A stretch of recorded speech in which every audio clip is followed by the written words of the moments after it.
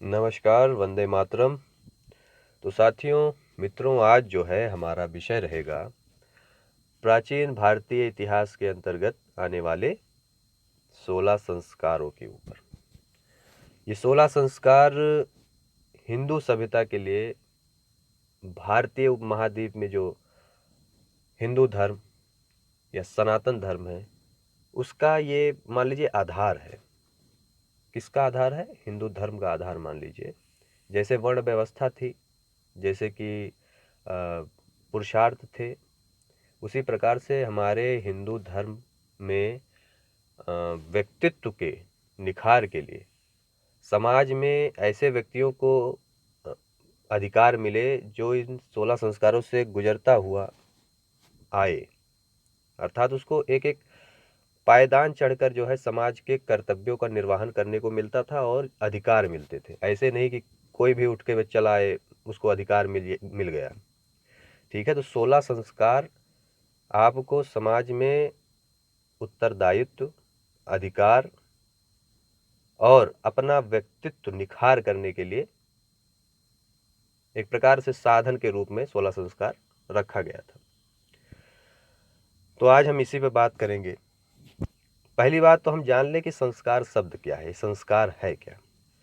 तो संस्कार का शाब्दिक अर्थ होता है पवित्रता, यानी कि पवित्र, यानी स्वच्छ, साफ। तो देखिए, मनुष्य के शरीर को लोग कहते हैं कि जब वो जन्म लेता है तो अपवित्र रहता है। ठीक है, उसको धीरे धीरे करके शुद्ध किया जाएगा, ऐसा हिंदू व्यवस्थाकारों ने माना। तो संस्कारों द्वारा क्या करते हैं, मनुष्य के शरीर को शुद्ध किया जाता है ताकि वो व्यक्तिगत एवं सामाजिक विकास के लिए उपयुक्त बन सके। ठीक है, जैसे आप मान लीजिए पेट्रोल निकलता है, डीजल निकलता है कच्चे तेल के रूप में, तो उसको क्या करते हैं, धीरे धीरे उसको साफ करते रहते हैं। क्रूड ऑयल निकाले, मिट्टी का तेल बना, उसी से डीजल बना, उसी से पेट्रोल बना। तो उसी प्रकार से आप ये मान लीजिए कि जो इंसान है, जो मनुष्य हैं, जो व्यक्ति है हिंदू धर्म के अनुसार, उनको धीरे धीरे करके संस्कारों द्वारा एक परिष्कृत व्यक्ति बनाया जाता है जो समाज में अच्छा कार्य कर सके, समाज को दूषित न करे।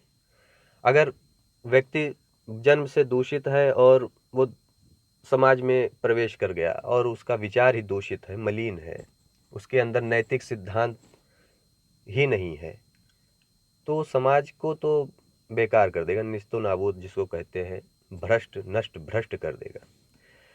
तो हिंदू व्यवस्थाकारों ने क्या किया था, उन्होंने ये 16 संस्कार लेकर आए और एक एक करके मतलब कि संस्कारों द्वारा प्रत्येक व्यक्ति को उससे गुजरना पड़ता था और वो जो है एक अच्छे नागरिक के तौर पर, एक अच्छे व्यक्ति के तौर पर, एक अच्छे पिता के रूप में, एक अच्छे भाई के रूप में, मतलब कि हर रिश्ता जो है, चाहे देश के हिसाब से हो, चाहे परिवार के हिसाब से हो, चाहे नात रिश्तेदार के हिसाब से हो, वो ठीक से वो निभा पाते थे और उनको उसी हिसाब से उत्तरदायित्व और अधिकार मिलते जाते थे। अब मैं आपको 16 संस्कार के बारे में बताता चलूँगा, परंतु यह वीडियो में ये पूरा हो नहीं पाएगा क्योंकि बहुत बड़ा मतलब विषय है ये एक प्रकार से, और मैं आपके साथ बेईमानी करना नहीं चाहता हूँ। आराम से आपको मैं पढ़ाना चाहता हूँ, इसके बारे में बताना चाहता हूँ। तो आगे चलते हैं भाई। तो संस्कार द्वारा मनुष्य को सुसंस्कृत बनाया जाता है। पहले ही बताए, पवित्रता, शुद्ध करना संस्कार द्वारा। तो सुसंस्कृत कब बनेगा? जब उसके विचार सुंदर होंगे, ठीक है, साफ स्वच्छ होंगे, तो आदमी सुसंस्कृत बन ही जाएगा।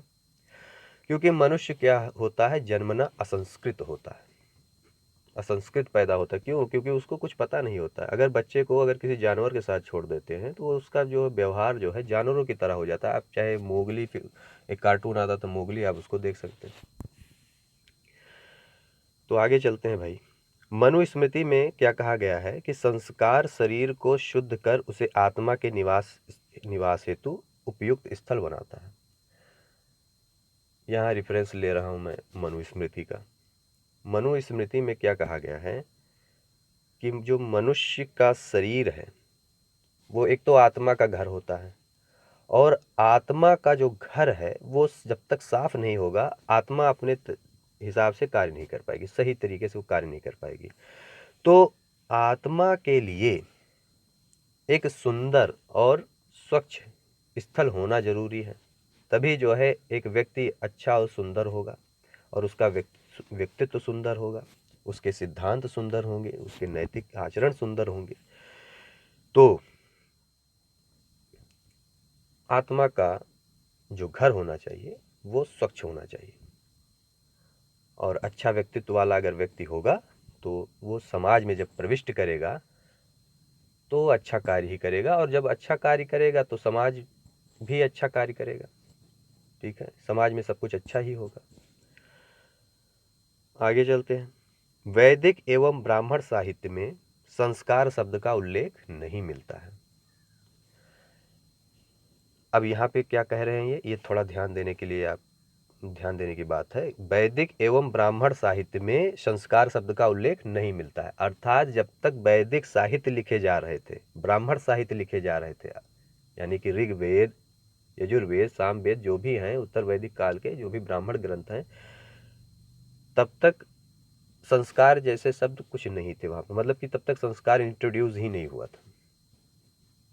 ठीक है, ये कब मतलब कि आया, मतलब इसका आविर्भाव कब हुआ, सूत्र काल में हुआ, यानी कि सूत्र काल की जब पुस्तकें लिखी जाने लगी तब। तो खास करके गृह सूत्र काल में इस शब्द का प्रयोग होना शुरू हुआ। संस्कारों के माध्यम से मनुष्य समाज में अधिकार एवं सुविधाएं प्राप्त करता था, जैसे मैंने शुरू में ही बताया।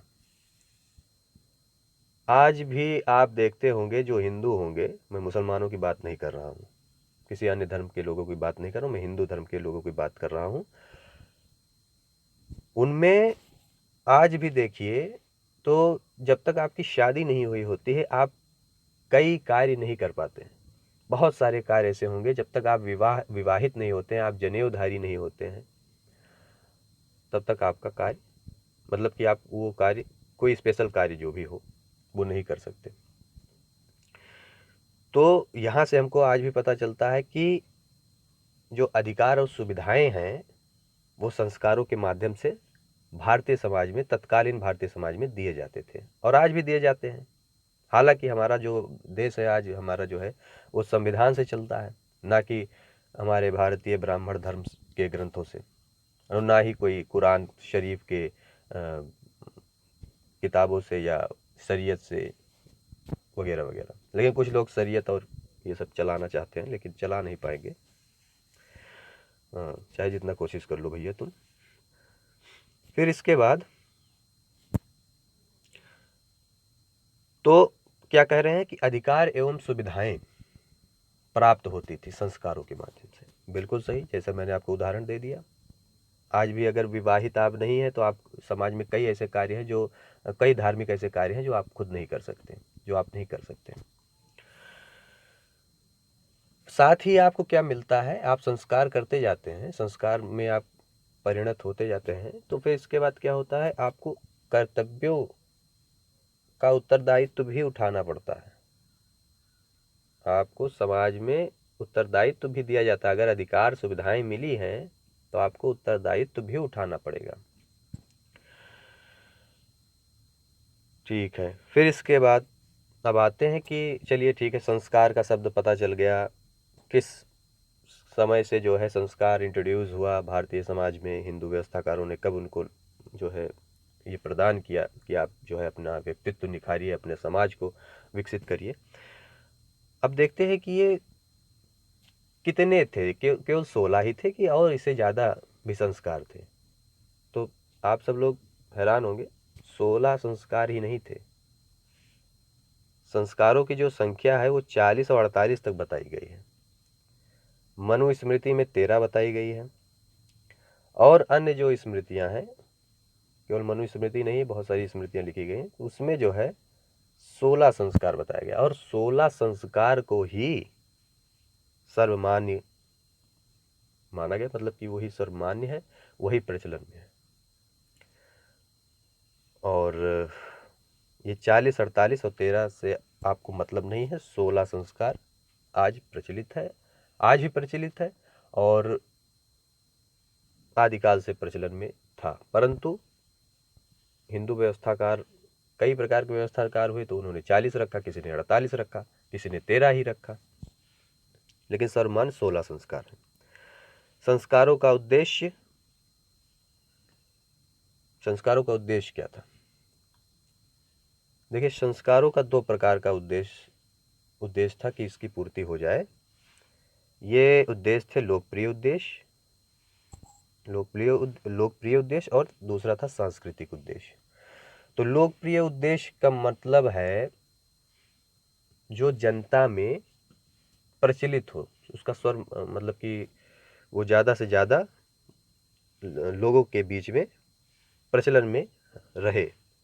और सांस्कृतिक उद्देश्य का मतलब है कि अपने संस्कृति, अपने समाज, अपनी सभ्यता के लिए उसका भी कुछ उद्देश्य होता है, तो वो पूर्ण हो जाए। मतलब व्यक्ति और समाज दोनों के उद्देश्य की पूर्ति हेतु वो 16 संस्कार को रखा गया था। मेन कार्य यही था कि व्यक्ति का निखार करना है, व्यक्ति के शरीर को शुद्ध कर देना है, व्यक्ति के नैतिक आचरण को शुद्ध कर देना है। शुद्ध का मतलब ये नहीं कि पानी डाल के रगड़ के साफ करना, ये नहीं। शुद्ध करने का मतलब उसके आचार विचार और व्यवहार को नैतिकता के आधार पर विकसित करना। ठीक है, तो अब जो ये लोकप्रिय उद्देश्य है उसके बारे में देख लेते हैं, डिटेलिंग कर लेते हैं इसका भाई। तो देखिए, लोकप्रिय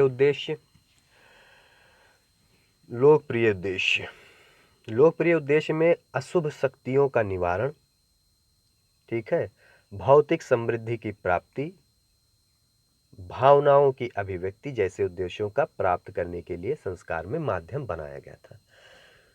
तो जो 16 संस्कार हैं उसमें जो लोकप्रिय उद्देश्य होते थे वो ये होते थे, जैसे कि ये देखिए, अशुभ शक्तियों का निवारण। अशुभ शक्तियों का निवारण मतलब जैसे कि हम सब लोग आज भी जानते हैं कि जादू टोना और क्या कहते हैं, भूत प्रेत पिशाच, नजर लग जाना, यही सब जो है अशुभ शक्तियां होती थी। इनका निवारण करने के लिए 16 संस्कार में विधान दिए गए थे।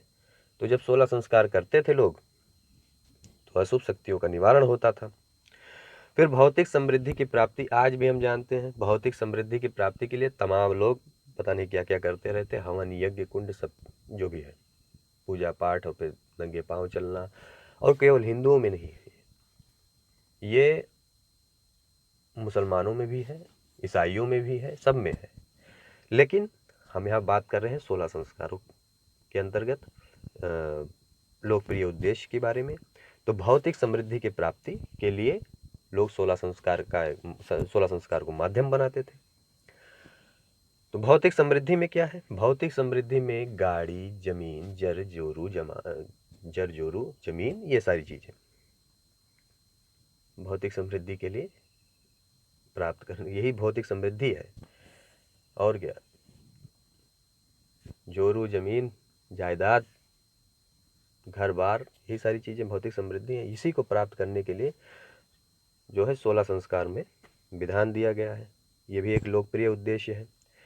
फिर भावनाओं की अभिव्यक्त करने के लिए, तो देखिए, भावनाओं की अभिव्यक्त करने के लिए यहाँ पे हम इसे समझ सकते हैं, जैसे कि बालक जन्म लिया, ठीक है, तो बालक जब जन्म लेता है तो कुछ चीजें हमारे हिंदू रीति रिवाज के आधार पर किया जाता है, जैसे 27वां, छठी, फिर इसके बाद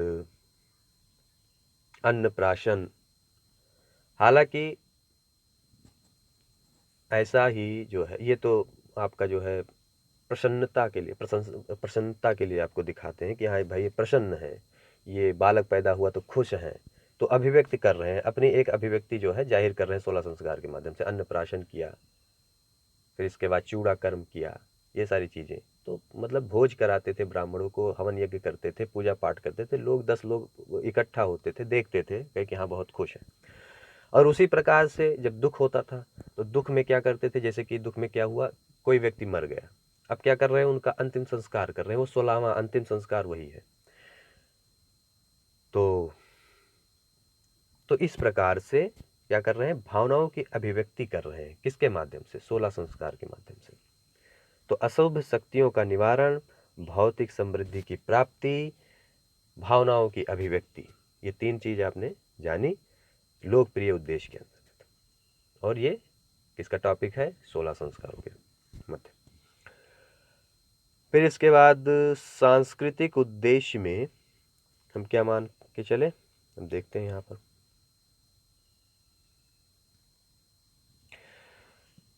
व्यक्तित्व का निर्माण, देखिए सांस्कृतिक उद्देश्य की पूर्ति कैसे होगी, सांस्कृतिक मतलब क्या, हमारे समाज से, हमारी सभ्यता से भी जुड़ा हुआ है। तो और व्यक्ति से ही संस्कृति, समाज, सारी चीजें बनेगी, ठीक है, जानवरों से नहीं संस्कृति बनती, ठीक है। तो व्यक्तित्व का निर्माण एवं विकास यदि हो रहा है तो समाज और संस्कृति का भी विकास हो रहा है।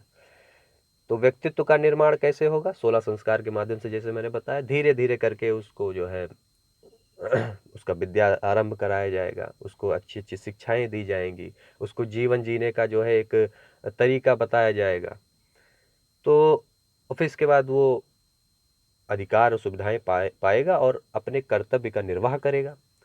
तो वो जो है धीरे धीरे क्या कहते हैं, अपना व्यक्तित्व का विकास तो कर ही चुका होता है और विकास करेगा। और जब ये विकास करता रहेगा तो अपने समाज का भी विकास करेगा। तो जब समाज का विकास होगा तो समाज और संस्कृति का विकास होगा। तो इस प्रकार से देखते हैं कि सांस्कृतिक उद्देश्य भी पूर्ण हो रहा है व्यक्तिगत विकास के आधार पर।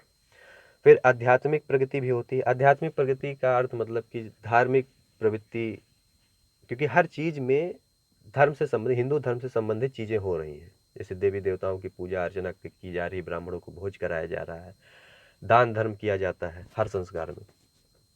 तो एक प्रकार से आध्यात्मिक प्रगति का उद्देश्य भी पूरा हो जाता है। तो इस प्रकार से देखते हैं कि लोकप्रिय उद्देश्य और सांस्कृतिक उद्देश्य द्वारा समाज, व्यक्ति, सबका विकास हो रहा है।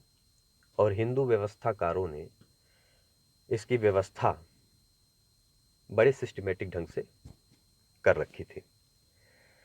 अब 16 संस्कार के नाम जान लीजिए। 16 संस्कार में कौन कौन से संस्कार हैं। तो गर्भाधान, मतलब जब बीजारोपण होता है गर्भ में। पुंसवन, सीमांतोन्नयन, जात कर्म, नामकरण, निष्क्रमण, अन्नप्राशन, चूड़ाकरण, कर्णभेद, विद्यारंभ, उपनयन, वेदारंभ, केशांत, विवाह, अंत्येष्टि। इसमें से कुछ मैं अभी भी बता दे रहा हूं क्योंकि सभी चीजों का एग्जैक्ट मुझे अभी पता नहीं, लेकिन कुछ चीजें अभी मैं बता दे रहा हूं क्योंकि दूसरे वीडियो में मैं इसके बारे में बड़ी डिटेलिंग से बात करूंगा आपसे। तो मैं यहाँ पर बात कर रहा हूँ, जैसे कि नामकरण हो गया, तो इसमें आपका जो बच्चे का नाम होता है वो नाम जो है रखा जाता है, ठीक है। निष्क्रमण होता है जब बच्चा पहली बार जो है घर से बाहर निकाला जाता है, सूर्य का जो है प्रकाश उसको दिखाया जाता है। फिर अन्नप्राशन, जब बच्चे को जो है 6 माह का जब मतलब कि हो जाता है तो उसको जो है खिलाया पिलाया जाता है थोड़ा बहुत। चूड़ाकरण किया जाता है उसका, और चूड़ाकरण मतलब बाल वाल बना दिए जाते हैं। कर्णभेद, जो आज भी मतलब हिंदुओं के घरों में देखते होंगे, बच्चों का जो है कर्णभेद किया जाता है, कान में छेद किया जाता है, जैसे लड़कियों का किया जाता है वैसे लड़कों का भी किया जाता था पहले। फिर विद्या आरंभ होता है, ठीक है। फिर उपनयन संस्कार होता है। उपनयन संस्कार वही आपका जनेऊधारी बना देते हैं, ठीक है, जनेऊ आपने देखा होगा। फिर जब जनेऊधारी हो जाते तो फिर आदमी जो है जाकर कहाँ रहने लगता है, गुरुकुल में रहता है और वेद आरंभ करता है। फिर इसके बाद वहाँ पे केशांत होता है, मतलब एकदम से उसका पहली बार बाल बनाया जाता है, मतलब मूछ दाढ़ी बनाई जाती है।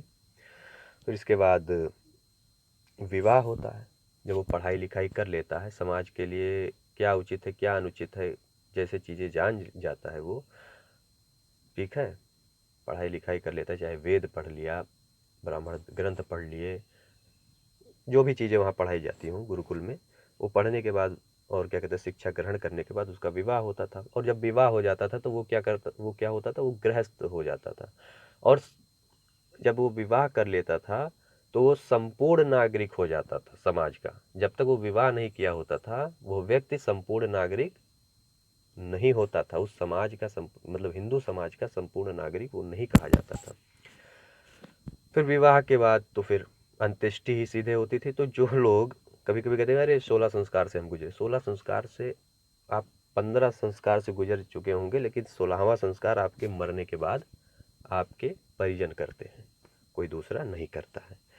ठीक है, तो अगले वीडियो में मैं थोड़ा थोड़ा करके ही आपको बताऊंगा, कई वीडियो में लेकर आना पड़ेगा क्योंकि बहुत बड़ा टॉपिक है ये। और जैसा कि मैंने बताया कि ज़्यादा बड़ा लेक्चर हो जाता है, कोई देखता है नहीं, तो छोटा छोटा करके लाऊंगा और अच्छे से समझाने का प्रयास करूंगा। ठीक है, तब तक के लिए तैयारी करते रहिए, आप सब लोग खुश रहिए और अपने समाज को, अपने संस्कृति को बचाने का प्रयास करिए। जय हिंद, वंदे मातरम, भारत माता की जय।